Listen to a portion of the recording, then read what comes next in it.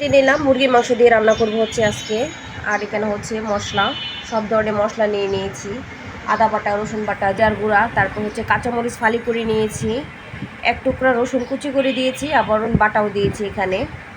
আদা রসুন বাটা, জিরার গুঁড়া এগুলো দিয়েছি। তারপর হচ্ছে এখানে মুরগির মাংস কেটে ধুয়ে নিয়েছি সুন্দর করে। রান্না করার আগে আরেকটা ধোয়া দিয়ে নেব, কারণ মাংস মাছ এগুলো কেটে ধুয়ে রেখে দিলে তারপর হচ্ছে দেখা যায় একটু লাল লাল পানি বের হয়, এগুলো ফেলে দিয়ে আবারও ধুয়ে নেব সুন্দর করে।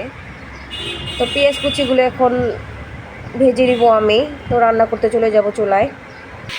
আলু ভেজে রান্না করব, তেল দিয়ে আলুগুলো দিয়ে দিলাম। এখন একটু লবণ আর হলুদ দিয়ে দিব। তো আলুগুলো সুন্দর করে ভেজে নিচ্ছি আমি লবণ হলুদ দিয়ে। ভেজে উঠে তারপরে পেঁয়াজ ভেজে তরকারি রান্না করব মশলা কষিয়ে। আলুগুলো ভেজে রান্না করলে তরকারি টেস্টটা অন্যরকম হয়, একটু ভালো হয়। আমার তো এটা পছন্দ, এভাবেও রান্না করি। আবার হচ্ছে শুধু মুরগি ভেজে কষিয়ে রান্না করি, আবার প্রায় সময় মুরগি না ভেজে রান্না করি কষিয়ে।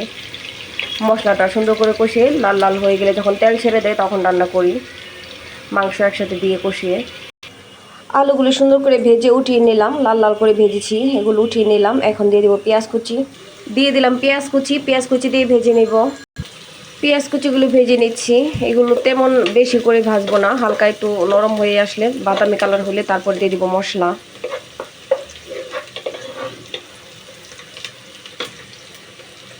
আজকে যেহেতু শুক্রবার, তো গ্যাসগুলো আস্তে আস্তে চলে যাচ্ছে, তাড়াহুড়ো করে রান্না করতেছি। মশলা দিয়ে দিলাম, এখন সুন্দর করে কষিয়ে নেব। তরকারি মশলাটা যদি ভালো করে কষিয়ে নেওয়া যায় তাহলে তরকারি রান্না করে খেলে ভালোই লাগে, টেস্ট অন্যরকম হয়।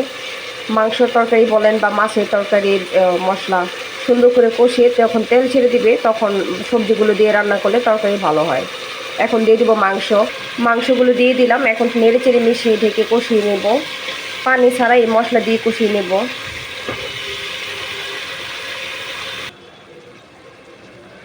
মাংসটা কষানো হয়ে গিয়েছে, তেল ছেড়ে দিয়েছে। এখন আমি ভেজে রাখা আলুগুলো দিয়ে দিব।